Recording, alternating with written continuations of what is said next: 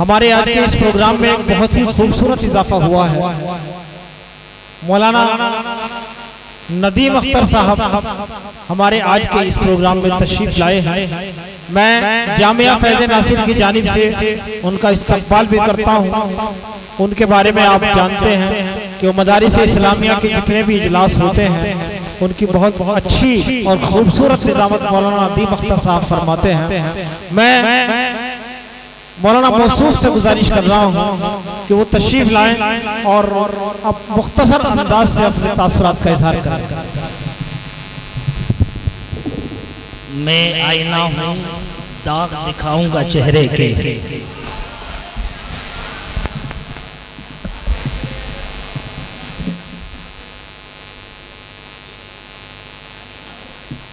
اس شعر کے بعد مجھے اندازہ ہے کہ بہت سارے دل دھڑکن میں ملوث ہو جائیں گے کہ میں آئینہ ہوں، داغ دکھاؤں گا چہرے کے، جسے برا لگے وہ سامنے سے ہٹ جائے۔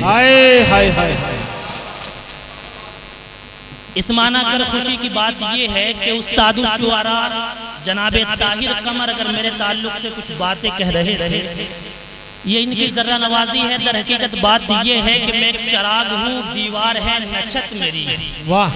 میں چراغ ہوں، دیوار ہے نچھت میری، ہوائیں کرتی ہے پھر بھی مخالفت میری۔ میں بادشاہ ہوں گزرے ہوئے زمانے کا، میں بادشاہ ہوں گزرے ہوئے زمانے کا، سمٹ کے رہ گئی ایک گھر میں سلطنت میری۔ اچھا ہے، مجبوری یہ ہے کہ جب ہم نظامت کرتے ہیں تو ہمارے ہاتھ میں باگڈور ہوتی ہے، آج کسی اور کے ہاتھ میں ہے تو مجھے مقید کر دیا گیا، ورنہ اس وقت مجھے ایک افسانہ یاد آ رہا تھا۔ اورنگزیب عالمگیر رحمت اللہ علیہ کی ایک بیٹی تھی، اس کا نام تھا زیب النساء۔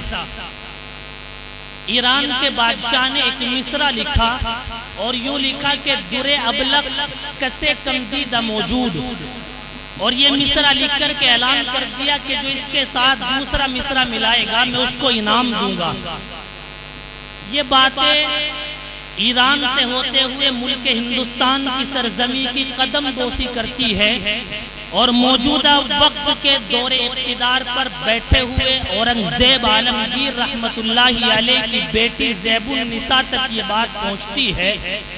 تو اس نے بھی بہت کوشش کی، کیونکہ محترمہ موصوفہ بھی بہت اچھی شاعرہ تھی، لیکن بالکل ناکام ہوتے ہوئے جب ان کو لگا تو اچانک ایک دن ایسا ہوا، وہ اپنے حمام سے جب نہا کر کے باہر نکلی غسل کر کے، اور سامنے دیوار پہ لگے ہوئے شیشے پر جب اس نے دیکھ کے اپنی آنکھوں میں سرما ڈالا، اس سرمے کے لگنے کی وجہ سے جب اس کی آنکھ سے پانی نکلنا شروع ہوا، وہ پانی جو سرمے سے ملوث تھا وہ نکل کے جب اس کے رخسار پہ آیا، رخسار پہ آنے کے بعد اچانک اس کی زبان سے وہ جملہ نکلا کہ در ابلق کسے کمدیدہ موجود مگر اشک بتان سرم آلود۔ عزیزان ملت، جب یہ مصرع لگا دیا گیا، پرچے پہ لکھ کے ایران بھیجا گیا، ایران کے بادشاہ نے یوں کہا کہ جس نے یہ مصرع لکھا ہے میں اس سے ملنا چاہتا ہوں۔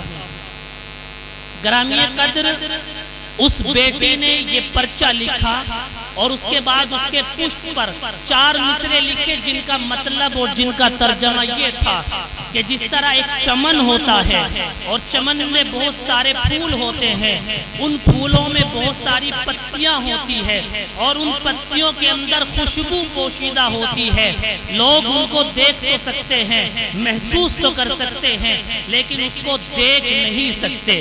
اسی طرح محترم موصوف، اگر تم مجھے دیکھنا چاہتے ہو تو میرے کلام کو دیکھ لیجئے۔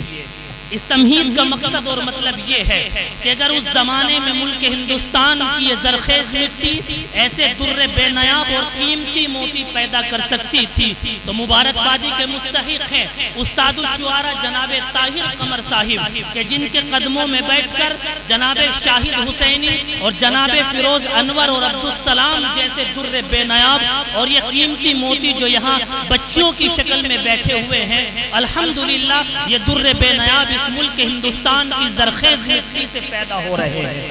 میں آخر میں جناب معراج فیض آبادی کے 4 مصروں کے ساتھ اپنی بات ختم کر رہا ہوں کہ اندھے خوابوں کو اصولوں کا ترازو دے دے، مجھے میرے جذبات پر قابو دے دے۔ اگلے مصرے پہ آپ کی تمام کی آمین چاہوں گا میں کہ اندھے خوابوں کو اصولوں کا ترازو دے دے، مجھے میرے جذبات پر قابو دے دے۔